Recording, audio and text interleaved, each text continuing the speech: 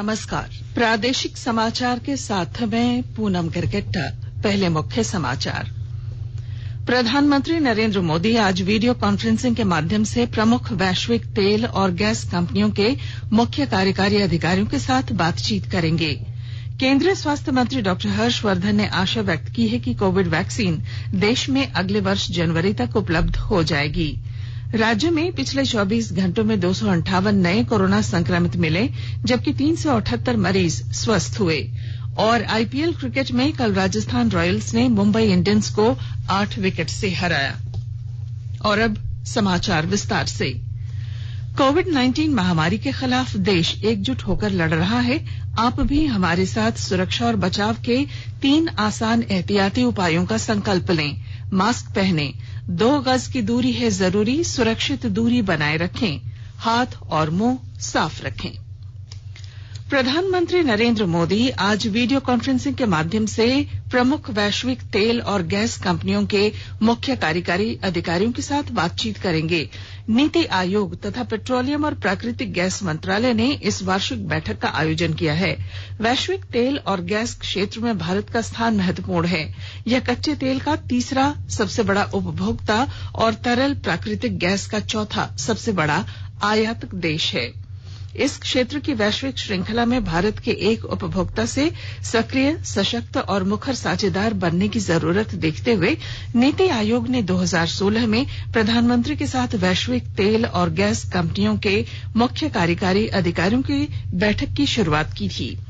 इस पहल की सफलता का अंदाजा इस बात से लगाया जा सकता है कि विश्व के 45 से 50 प्रमुख तेल और गैस कंपनियों के सीईओ और इस क्षेत्र के प्रमुख हितधारक प्रतिवर्ष प्रधानमंत्री के साथ विभिन्न मुद्दों और अवसरों पर बातचीत करते हैं। इस 5वीं वार्षिक बैठक में प्रमुख कंपनियों के लगभग 45 कार्यकारी अधिकारी भाग ले रहे हैं। प्रधानमंत्री नरेंद्र मोदी ने लोगों से अपील की है कि वे त्योहारों की इस मौसम में बाजार से खरीदारी करते समय स्थानीय उत्पादों को प्राथमिकता दें। आकाशवाणी से कल मन की बात कार्यक्रम में अपने संबोधन में श्री मोदी ने सभी लोगों से कहा कि वे वोकल फॉर लोकल के संकल्प को ध्यान में रखें। जब हम त्योहार की बात करते हैं, तैयारी करते हैं, तो सबसे पहले मन में यही आता है कि बाजार कब जाना है, क्या क्या खरीदारी करनी है। खासकर बच्चों में तो इसका विशेष उत्साह रहता है कि इस बार त्योहार पर नया क्या मिलने वाला है। त्योहारों की ये उमंग और बाजार की चमक एक दूसरे से जुड़ी हुई है। लेकिन इस बार जब आप खरीदारी करने जाएं, तो वोकल फॉर लोकल का अपना संकल्प अवश्य याद रखें। बाजार से सामान खरीदते समय हमें स्थानीय उत्पादों को प्राथमिकता देनी है। प्रधानमंत्री ने कहा कि दुनिया भर में भारतीय उत्पादों को बहुत ज्यादा पसंद किया जा रहा है।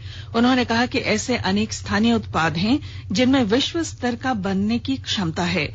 प्रधानमंत्री ने इस बारे में खादी का उदाहरण दिया। प्रधानमंत्री ने कहा कि लोगों के दिलों में संदेह के बीज बोने वालों और देश को विभाजित करने वालों को हमेशा करारा जवाब दिया गया। एक भारत श्रेष्ठ भारत का संदेश देते हुए प्रधानमंत्री ने लोगों से ekbharat.gov.in वेबसाइट देखने की अपील की। लोकल इंग्रेडिएंट्स के नामों के साथ एक भारत श्रेष्ठ भारत वेबसाइट पर शेयर कर सकते हैं। यूनिटी और इम्यूनिटी को बढ़ाने के लिए इससे बेहतर तरीका और क्या हो सकता है। साथियों, इस महीने की 31 तारीख को मुझे केवड़िया में ऐतिहासिक स्टैच्यू ऑफ यूनिटी पर हो रहे कई कार्यक्रमों में शामिल होने का अवसर मिलेगा। आप लोग भी जरूर जुड़िएगा। श्री मोदी ने त्योहारों के दौरान सभी से मास्क पहनने, साबुन से हाथ धोने और 2 गज की दूरी बनाए रखने का भी सुझाव दोहराया। प्रधानमंत्री नरेंद्र मोदी कल राष्ट्रीय सतर्कता और भ्रष्टाचार रोधी सम्मेलन का उद्घाटन करेंगे। इस सम्मेलन का विषय है सतर्क भारत, समृद्ध भारत। इसका आयोजन केंद्रीय अन्वेषण ब्यूरो सीबीआई ने किया है। यह आयोजन सतर्कता जागरूकता सप्ताह के अवसर पर हो रहा है। देश में 27 अक्टूबर से 2 नवंबर तक प्रत्येक वर्ष सतर्कता जागरूकता सप्ताह मनाया जाता है। 3 दिनों के सम्मेलन में विदेशी न्यायाधिकार क्षेत्र में जांच की चुनौती, निवारक सतर्कता, वित्तीय समावेश के लिए सुधार और बैंक धोखाधड़ी की रोकथाम, प्रभावी लेखा जांच, भ्रष्टाचार रोकथाम अधिनियम में हाल के संशोधन, क्षमता निर्माण और प्रशिक्षण, विभिन्न एजेंसियों के बीच समन्वय, साइबर अपराध और आर्थिक अपराध जैसे विभिन्न मुद्दों पर चर्चा होगी। केंद्रीय स्वास्थ्य मंत्री डॉक्टर हर्षवर्धन ने आशा व्यक्त की है कि कोविड वैक्सीन देश में अगले वर्ष जनवरी तक उपलब्ध हो जाएगा। दूरदर्शन समाचार के कार्यक्रम में डॉक्टर हर्षवर्धन ने कहा कि देश में 3 वैक्सीन पर परीक्षण चल रहा है। इनमें एक टीका परीक्षण के अंतिम दौर में है, अन्य 2 वैक्सीन परीक्षण के दूसरे चरण में हैं। भारत में 30 वैक्सीन कैंडिडेट्स हैं। सारे दुनिया में 9 वैक्सीन कैंडिडेट्स एडवांस्ड ट्रायल्स में हैं, जिसमें से 3 भारत के एडवांस्ड स्टेजेस में हैं। एक तो क्लिनिकल फेज 3 के एडवांस्ड में है और 2 जो है फेज 2 के एडवांस्ड में थे, अब उसमें से भी एक फेज 3 में चला गया। इन सबके माध्यम से, तीनों के माध्यम से हमें उम्मीद है कि जनवरी के अंदर तो डेफिनेटली हमारे को वैक्सीन जो है उपलब्ध हो जाएगी। और हमने सारी जो तैयारियां जिस प्रकार से की है, इफ ऑल गोज वेल, तो जून जुलाई से पहले हमें 400 से 500 मिलियन डोजेज उपलब्ध हो जाएंगी। राज्य में पिछले 24 घंटों में 258 कोरोना संक्रमण के नए मरीज मिले हैं। इनमें 378 मरीजों को स्वस्थ होने पर अस्पताल से छुट्टी दी गई है, जबकि 2 लोगों की मौत हुई है। मृतकों में पूर्वी सिंहभूम और रांची से एक मरीज शामिल है। स्वास्थ्य विभाग के अनुसार राज्य में कुल कोविड-19 मामलों की संख्या बढ़कर 99,686 हो गई है। 92,976 मरीज ठीक हुए हैं। राज्य में 5,844 सक्रिय केस हैं। कोरोना से अब तक 866 लोगों की मौत हुई है। झारखंड में कोरोना की रिकवरी रेट 93.26% है। अब तक 31 लाख से अधिक सैंपलों की जांच की जा चुकी है। देश में कोविड-19 संक्रमण से स्वस्थ होने की दर 90% हो गई है। अब तक 70,78,000 से अधिक रोगी स्वस्थ हुए हैं। देश में इस समय कुल 6,68,154 मरीजों का इलाज चल रहा है। रोजाना स्वस्थ हो चुके लोगों की अधिक संख्या, मरीजों की संख्या में निरंतर कमी और मृत्यु दर कम रहने के साथ देश में इलाज करा रहे लोगों की संख्या कम हो रही है। इलाज करा रहे मरीजों की तुलना में स्वस्थ हो रहे लोगों की संख्या लगभग 10.6 गुना अधिक है। पिछले 24 घंटों के दौरान लगभग 62,000 रोगी ठीक हुए। इस दौरान करीब 50,000 लोग संक्रमित हुए। पिछले 24 घंटों में 578 लोगों की मौत भी हुई। जामताड़ा जिले में लगातार कोरोना जांच अभियान चलाया जा रहा है। कल 8 जगहों पर जांच शिविर लगाकर कुल 306 लोगों का नमूना संग्रह किया गया और जांच की गई। इस दौरान 18 संक्रमितों की पुष्टि हुई। सभी संक्रमितों को कोविड-19 अस्पताल उदलबनी में भर्ती कर इलाज शुरू कर दिया गया है। इस दौरान लोगों को हाथ धोने के तरीकों की जानकारी और स्वच्छता के प्रति जागरूक बनाने का प्रयास किया जा रहा है। आकाशवाणी के ताजा तरीन समाचारों के लिए आप हमारी वेबसाइट newsonair.com पर लॉग ऑन कर सकते हैं। ताजा समाचार Twitter handle @AIR News Alerts और Facebook page all India radio news पर भी उपलब्ध है। आप प्रादेशिक समाचार एकांश के ट्विटर हैंडल @AIR News_Ranchi और Facebook page AIR News Ranchi के अलावा YouTube channel regional news unit Ranchi पर भी हमारे बुलेटिन सुन सकते हैं। प्रादेशिक समाचार आप आकाशवाणी रांची से सुन रहे हैं और अब पेश है कोरोना से बचाव के कुछ संदेश।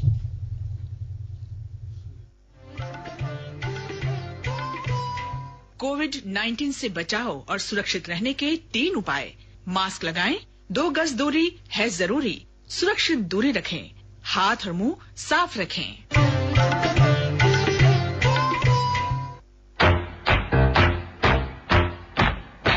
चलो मिलकर एक शुरुआत करें, चलो एक फैसला आज करें, मास्क नहीं तो टोकेंगे, कोरोना को रोकेंगे, चलो एक इरादा करते हैं, चलो कुछ वादा करते हैं,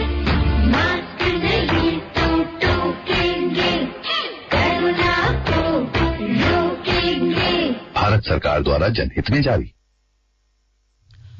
केंद्र सरकार ने कहा है कि मौजूदा खरीफ मौसम में धान की खरीद जोरदार हो रही है। पिछले वर्ष के मुकाबले इस वर्ष 23% अधिक खरीद हो चुकी है। कृषि मंत्रालय ने कहा है कि सरकार न्यूनतम समर्थन मूल्य एमएसपी पर खरीफ फसलों की खरीद कर रही है।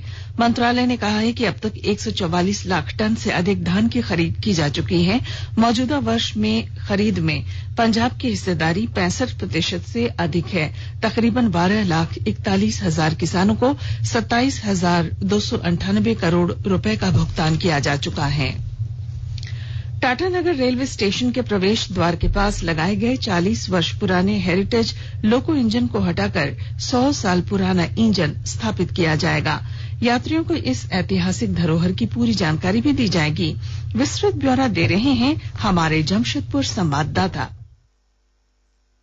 टाटा नगर स्टेशन के इन गेट के पास 17 फरवरी 2019 को लगाया गया 40 वर्ष पुराना एवं 140 टन वजनी हेरिटेज लोको इंजन को जल्द ही यहां से हटाया जाएगा। इस साधारण मॉडल इंजन को इस स्थान से हटाए जाने के बाद यहां करीब 100 वर्ष पुराना ऐतिहासिक इंजन स्थापित किया जाएगा। ऐतिहासिक धरोहर के रूप में यहां लगने वाले इंजन को टाटा नगर स्टेशन आने जाने वाले यात्री रूबरू हो सकेंगे। इंजन के सामने ही इस इंजन का इतिहास हिंदी अंग्रेजी 2 भाषाओं में लिखा होगा। सीनियर डीसीएम मनीष पाठक ने कहा कि मॉडल इंजन को वहां से हटाया जाएगा, ऐतिहासिक छोटा इंजन लगाया जाएगा। राजेश कुमार लालदास, आकाशवाणी समाचार, जमशेदपुर।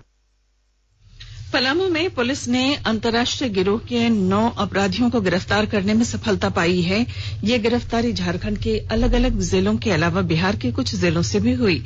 ये अपराधी लोगों की फरमाइश पर वाहनों की लूट करते थे और उन्हें मुहैया कराते थे।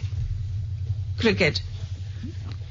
आईपीएल क्रिकेट में दुबई में राजस्थान रॉयल्स ने वर्तमान चैंपियंस मुंबई इंडियंस को 8 विकेट से हराया। आईपीएल के इतिहास में ये पहला मौका है जब 3 बार की champion Chennai super Kings playoff के लिए क्वालिफाई नहीं कर पाई। मुंबई इंडियंस ने पहले बल्लेबाजी करते हुए 20 ओवर में 5 विकेट पर 195 रनों का विशाल स्कोर खड़ा किया। जवाब में राजस्थान रॉयल्स ने 10 गेंद बाकी रहते जीत के लिए निर्धारित लक्ष्य हासिल कर लिया। शारजाह में आज कोलकाता नाइट राइडर्स का मुकाबला किंग्स 11 पंजाब से होगा। विजयदशमी के अवसर पर आज खूंटी जिले में अनुज्ञप्ति प्राप्त खुदरा शराब की दुकानें बंद रहेंगी। उपायुक्त सह जिला दंडाधिकारी शशि रंजन द्वारा जिले में शुष्क दिवस घोषित किया गया है। और अब संक्षिप्त खबरें। रांची जिले को भी आज ड्राई डे घोषित किया गया है। गुमला जिले के बाघमुंडा जलप्रपात में रांची से पिकनिक मनाने आए एक परिवार के 3 बच्चे कोयल नदी के तेज बहाव में बह गए। और धनबाद जिले के टुंडी में बाइक से गिरकर एक युवक की मौत हो गई। और अब बुलेटिन के आखिर में मुख्य समाचार एक बार फिर। प्रधानमंत्री नरेंद्र मोदी आज वीडियो कॉन्फ्रेंसिंग के माध्यम से प्रमुख वैश्विक तेल और गैस कंपनियों के मुख्य कार्यकारी अधिकारियों के साथ बातचीत करेंगे। केंद्रीय स्वास्थ्य मंत्री डॉक्टर हर्षवर्धन ने आशा व्यक्त की है कि कोविड वैक्सीन देश में अगले वर्ष जनवरी तक उपलब्ध हो जाएगी। राज्य में पिछले 24 घंटों में 258 नए कोरोना संक्रमित मिले हैं, जबकि 378 मरीज स्वस्थ हुए। और आईपीएल क्रिकेट में कल राजस्थान रॉयल्स ने मुंबई इंडियंस को 8 विकेट से हराया। और इसके साथ ही आकाशवाणी रांची से प्रादेशिक समाचार का ये बुलेटिन समाप्त हुआ। नमस्कार।